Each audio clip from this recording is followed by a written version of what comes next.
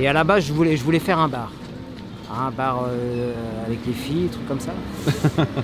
Et tu voulais au départ ouvrir un bar à filles. Ouais. Alors pourquoi ce choix? Bah écoute, je me disais pourquoi pas, hein, être entouré de belles filles, faire un peu la fête tous les soirs. Ouais. C'est sûr, ils voient tellement des pharangues arriver, faire des business qui sont sérieux, pas sérieux. Ouais. Donc ils envoient du monde passer toute l'année. Déjà, il y a une transition entre le tourisme. Avant, à Samui, c'était une grosse plaque de backpacker. Hein. 91, c'était la fin de Goa, et les gens venaient tous à Koh Samui. Bon, tu as beaucoup de problèmes avec les filles, les mecs. Les charmantes thaïlandaises. Charmantes thaïlandaises, et avec les pharangues qui viennent, qui ont une expérience, qui font une soirée avec la fille, qui reviennent le lendemain et qui voient la fille avec un autre pharangue. Après, j'ai eu 2-3 conseils, on m'a dit ouais, oublie, c'est compliqué, tu auras beaucoup de problèmes. Alors bon, bien sûr, j'ai à peu près 10-20% d'expatriés français qui m'ont dit non, c'est pas la peine, repars chez toi, ça sert à rien. Bon, il y a un peu de jalousie, mais bon, des erreurs, oui, j'en ai fait, bien sûr. Mieux vaut rester droit, on reste dans les clous. Ouais, il faut pas chercher à vouloir faire des... Gratter un petit peu, quoi. Gratter, ça sert à rien. D'ouvrir une compagnie avec sa petite chérie, je le déconseille. Et exactement, il y a 20 ans en arrière, il y avait beaucoup de Français à Samui, hein, qui avaient des bars, à filles. Hein. D'accord. Les bars, en fait, ça ferme à 2-3 heures du matin. Qui sont en activité, on va dire, à Samui, il y a beaucoup de Français, beaucoup de Russes, et tu as les Anglais. Non, il y a des choses qui me dérangent, mais je passe à...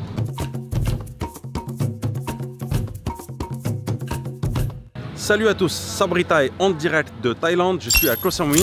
Et oui, en arrivant à Koh Samui, il y a un nom qui revient souvent, c'est Tonton, Tonton, il faut que tu ailles voir Tonton.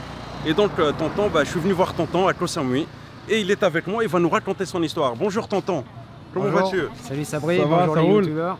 Eh ben, écoute, ça me fait plaisir de te voir aujourd'hui. Bah moi aussi, hein, content j'entends que tu sois sur Samui pour venir faire la promotion. Ouais. Alors Tonton, ça fait combien de temps que tu es en Thaïlande? Et moi, ça fait 12 ans que je suis arrivé à Koh Samui. Ouais. Donc, il y a, comme tu vois, il y a on s'y plaît, la vie est facile. C'est sympa ici, hein? Ah, très sympa. Ouais. On a l'impression d'être en vacances quand même. C'est un art de vivre. Un art de vivre? Un art de vivre. Ouais. Ah, tu commences le matin, tu vas te baigner, tu commences ta journée, tu vas à la plage. Ouais. Ensuite, tu commences ta journée de travail. Ouais. Les gens sont sympathiques. Ouais.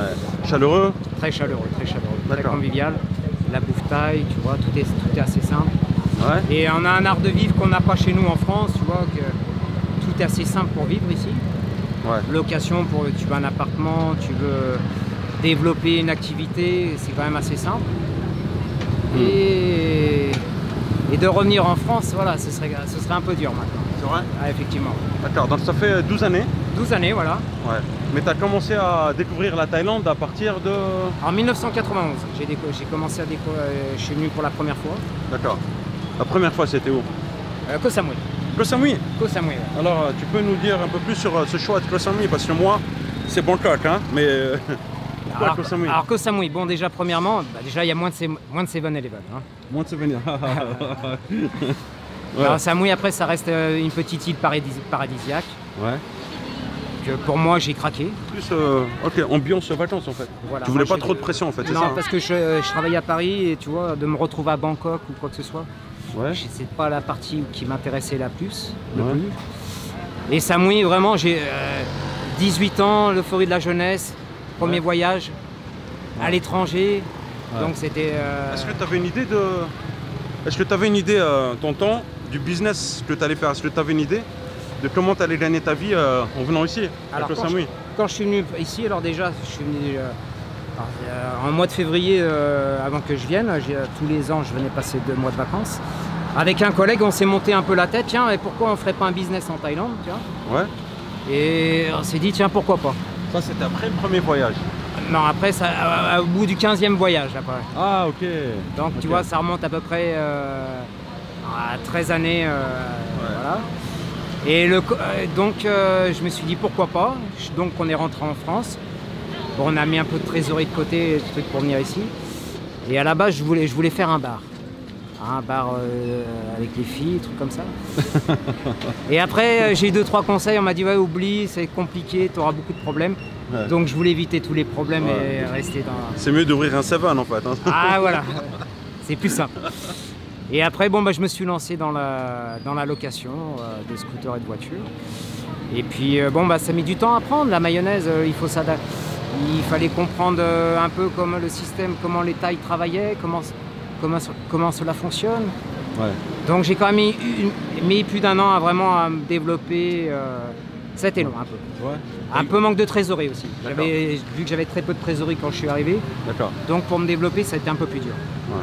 T'as eu des galères un peu ou pas? Ah, j'ai eu quelques galères, ça arrive, hein, des fois. Comme toi, comme les tuk-tuk, les petites aventures ouais, des comme petites ça. aventures, etc. Après, non, franchement, pas de gros problèmes. D'accord. Ce qui est compliqué, c'est l'administratif ici. Ah ouais? C'est mon gros souci. Les papiers, les trucs, D'accord. c'est le plus gros souci. Mais une fois qu'on sait comment ça marche, après, est-ce que c'est... Après, quand t'es dans... ça va, ça roule? Quand t'as ta compagnie, quand tout est en règle, tout est fait, logiquement, t'as pas de problème après. Hein. D'accord. Après, si t'es sérieux dans ton travail, t'as aucun souci. D'accord. Est-ce que les autres expatriés, quand tu t'es dit, ok, je vais monter un business, est-ce qu'on t'a dit ça va être dur, etc., laisse tomber, ou est-ce qu'on t'a plus, vas-y, tonton, fonce? Alors, bon, bien sûr, j'ai à peu près 10-20% d'expatriés français qui m'ont dit non, c'est pas la peine, repars chez toi, ça sert à rien. Et après, bon, bah, t'as 80% de gens qui vont dire ouais, bah, tente ta chance, pourquoi pas, il faut. Ouais. Et après, bon, bah, t'as la concurrence un peu qui va dire ah non, fais pas, ou des trucs comme ça. Mais généralement, non, les gens sont quand même assez... bienveillants? Ouais, on va dire quand même. Bon, il y a un peu de jalousie, mais bon, c'est un peu de partout pareil. Hein. C'est normal, ouais. Ouais, c'est normal. Mais autrement, non, la communauté française à Samui, elle est... on va dire, t'as côté sud comme les gens du sud, un peu plus vers la Maille. Et puis à Chaweng, bon, c'est un peu plus parisien, ambiant... Mais ça va, je trouve que ça va généralement, entre la communauté, ça va, elle est assez bienveillante. Et... Donc oui, tu as pu trouver ton équilibre assez facilement en fait. Oui, parce que bon, bah, pour développer mon activité, il fallait obligatoirement que je travaille un peu avec la communauté française. Donc il y a des gens qui m'ont fait confiance, tout ça. Donc je vais rien redire contre la communauté française parce qu'ils ont été là quand j'avais besoin d'eux. Et puis maintenant, ma clientèle, c'est pratiquement, on va dire 90%, c'est que des Français. Ah ouais, d'accord. Ouais, D'accord. J'ai rencontré pas mal de personnes ici à Samui et il y a un terme qui revient souvent, c'est la solidarité dans la communauté française. Alors évidemment, pas tout le monde, il y a des cas, des exceptions, Bien sûr. mais il y a quand même une solidarité. Ouais, bien sûr. Les autres, Bien sûr, rend service, Bien etc. sûr. C'est pas mal, hein?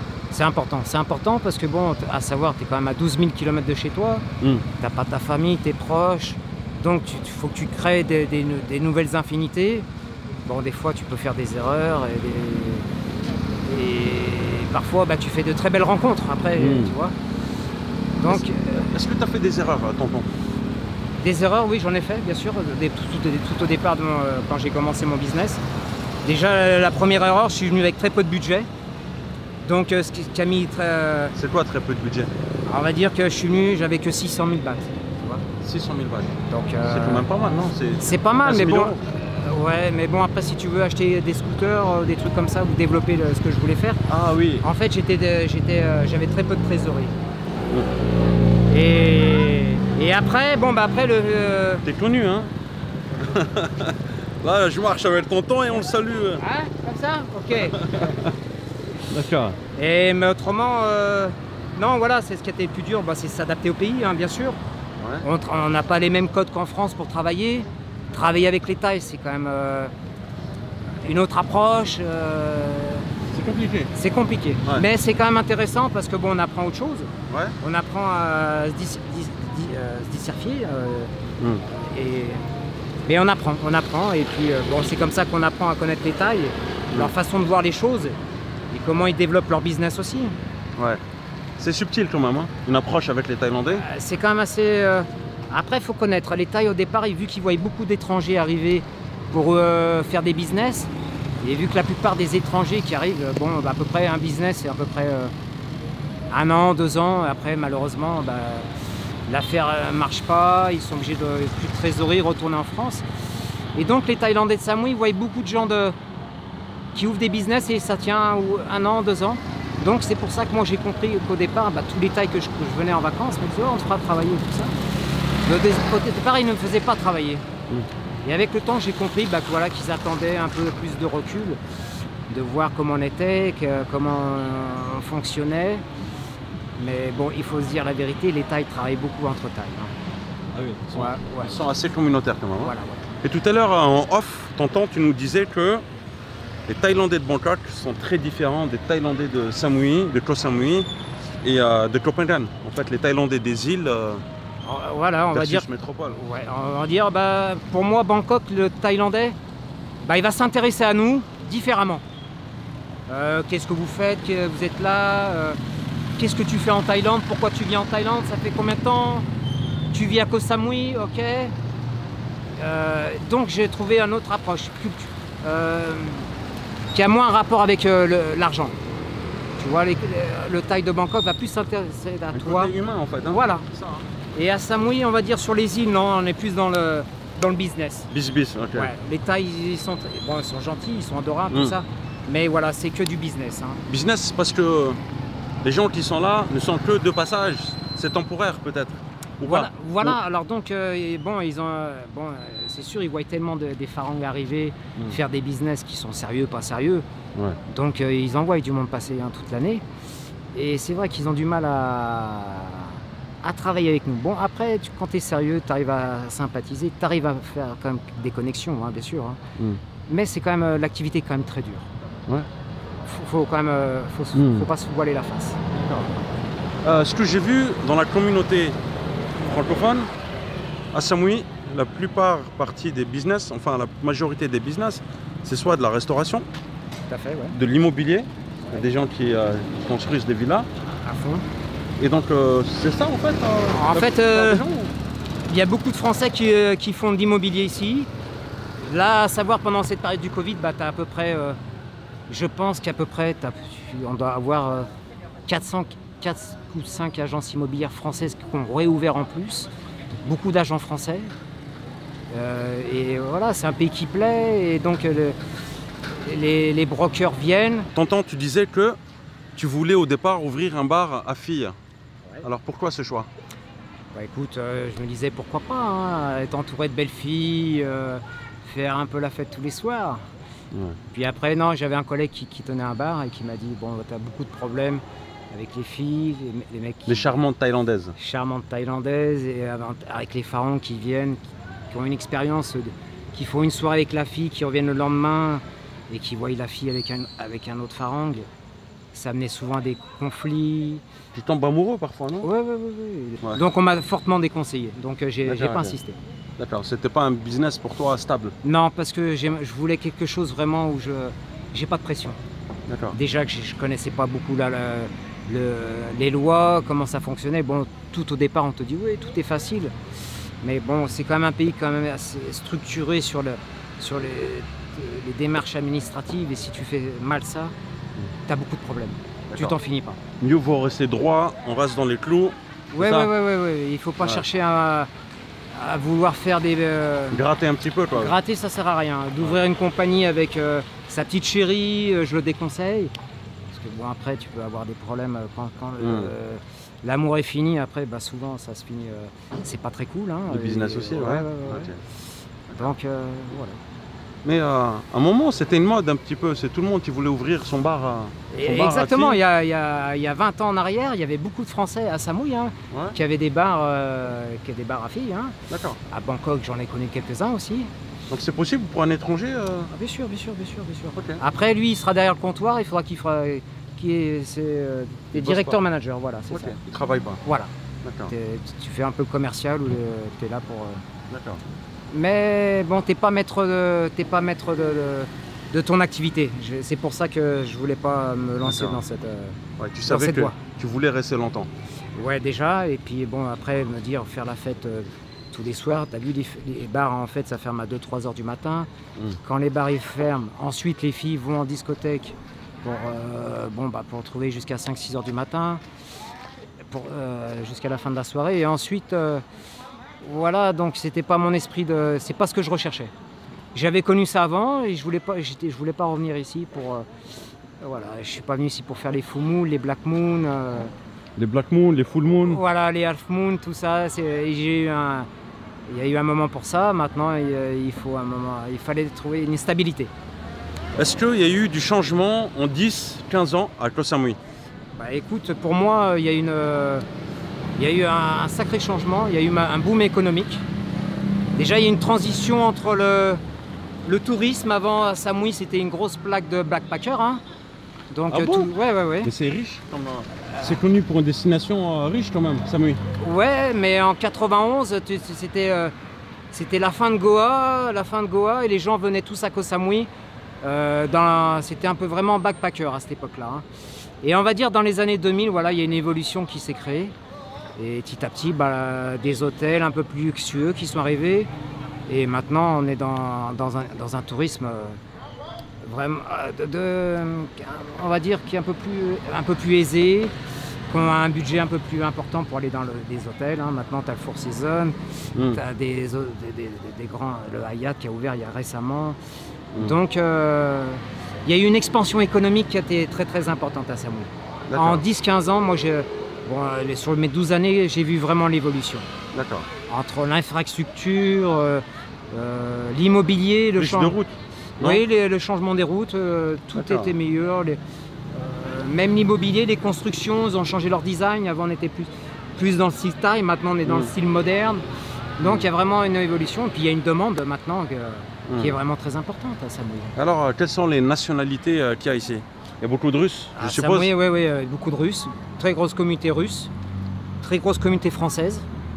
Qui sont en activité, on va dire, à Samui, il y a beaucoup de Français, beaucoup de Russes, et tu as les Anglais. Après, tu as une grosse communauté allemande, mais qui sont un peu moins dans les activités.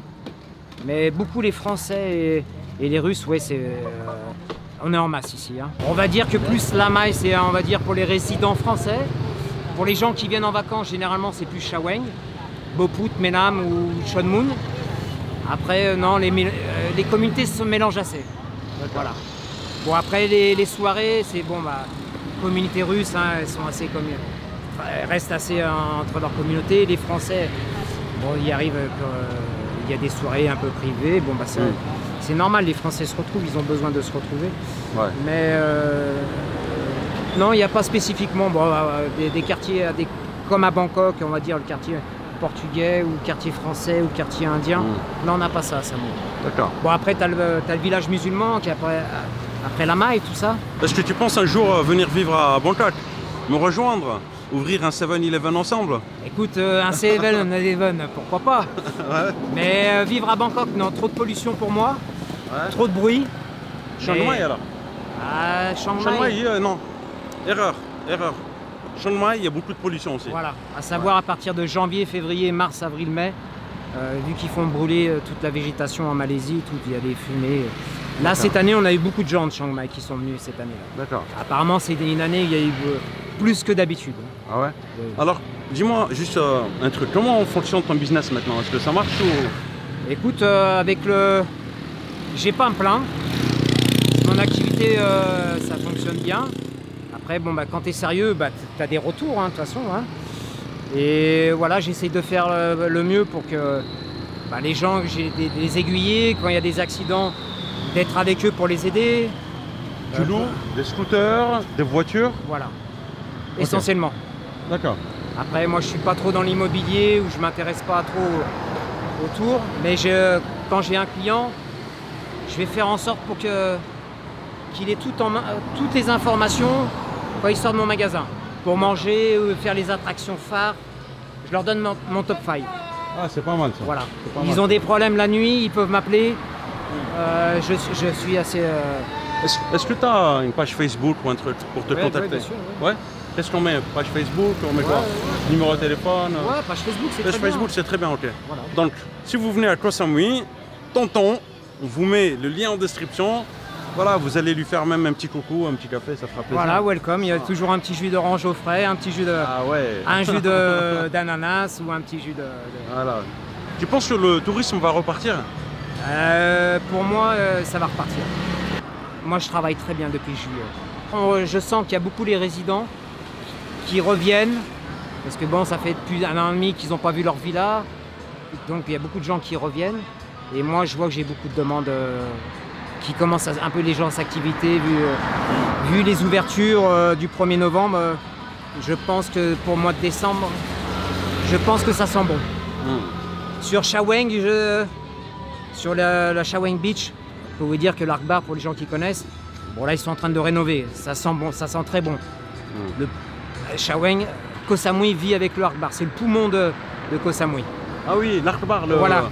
Donc superbe référence à un superbe hôtel, l'Arc-Bar, c'est ça hein? Voilà, l'Arc-Bar, et c'est un lieu incontournable quand tu viens à Koh Samui. Tu peux, hôtel, bar, lunch, tu peux manger, fire show. Voilà, et c'est vraiment un spot incontournable et magnifique à faire. Ça c'est sympa. Est-ce que tu voyages un peu en Thaïlande? Oui, ça, je voyage un petit peu. Quel est ton endroit préféré? Bon, bah Samui bien sûr. Hein. J'aime bien Koh Lipe aussi. Koh Lipe? Ouais, très sympa. Bon, Bangkok j'aime bien. Bon, 5 jours, 6 jours, c'est très bien. Ouais. Et on va dire que Phuket j'aime bien aussi. Ouais. Phuket c'est sympa. Ouais. Bah, Phuket c'est grand. Quand on est à Samui, ça fait du bien. On prend une bouffée d'oxygène. Ouais. Quel conseil donnerais-tu à un nouvel arrivant qui voudrait monter un business, par exemple en Thaïlande? Quel conseil tu lui donnerais? Alors déjà, monter à Koh Samui, déjà, l'idéal c'est d'avoir déjà une idée, avoir une idée sur son projet. Hein. Déjà c'est le plus important. Une fois que tu as ton idée, après c'est d'aller voir un comptable, un avocat qui t'oriente, qui te dise quoi faire. Et puis après tu peux poser 2-3 questions à des Français qui vont t'aider dans les démarches. Je peux te dire qu'est-ce qu'il y a à faire, est-ce que tu dois prendre il faut les staffs, les comptables, voilà, prendre la température. Voilà. Et généralement les Français, les premiers apports, ils sont assez quand même chaleureux, vont assez te renseigner. Est-ce que tu penses qu'il faut déjà venir en vacances, prendre la température, ou est-ce qu'on peut venir d'un coup? Je pense que c'est primordial de connaître le pays un peu avant, sentir un peu la température. Ouais. Déjà voir si le pays nous plaît, voir si les Thaïs, leur culture nous plaît. Ouais. Donc ça c'est très important, parce que si tu viens et que tu as vendu ta maison en France et que tu viens dans ce pays, au bout de culturellement tu t'y sens pas à l'aise, tu perds tes repères. Donc, comment tu te sens toi, culturellement parlant? Est-ce que, je suis au top. Est-ce que tu parles le thaïlandais? Ah non, c'est dur. J'ai du mal. Du mal, ok. Ouais, t'as fait l'effort? J'ai fait l'effort, mais j'ai petit cerveau. Petit? Ça rentre et ça sort. D'accord. Donc il y a encore beaucoup d'efforts à faire. Mais culturellement parlant, est-ce que tu te sens en phase avec les Thaïlandais? Ouais. Ou est-ce qu'il y a des choses qui te dérangent? Non, il y a des choses qui me dérangent, mais je passe à côté, ça me dérange pas. C'est possible d'avoir un exemple ou pas? Comment t'expliquer? Alors, comme tu disais, moi j'ai mes employés, ils arrivent au magasin, et ils enlèvent leur basket et ils vont mettre des pantoufles. Tu vois, c'est de... Ouais, c'est bon. C'est rigolo. C'est rigolo, ouais. Donc voilà. C'est mignon. Ouais. Après, culturellement, non, c'est des gens qui sont... Ils s'adaptent à nous, depuis le temps qu'ils voient le tourisme... D'accord. Tonton, je te remercie infiniment pour ce partage d'expérience, ça m'a fait plaisir de te voir. Parce que moi aussi, Sabri, voilà. Ça fait plaisir de te voir. C'est gentil, un Stéphanois, hein. Ah oui. Lyonnais, donc clac. Voilà, c'est bon, vrai, tonton, je sais pas de moi, t'es de Lyon, ouais. Voilà. Mais tout est dans la sympathie et la bonne humeur, il n'y a aucun souci. Merci beaucoup. Et continue bien parce que tes thématiques sont très bien.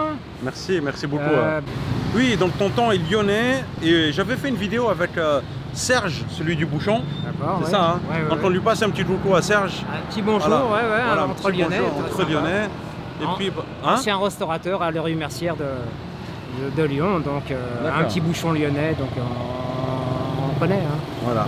Voilà, j'espère que vous avez apprécié cette vidéo avec tonton. Merci beaucoup, prenez soin de vous et je vous dis à très bientôt. Bye bye. Ciao.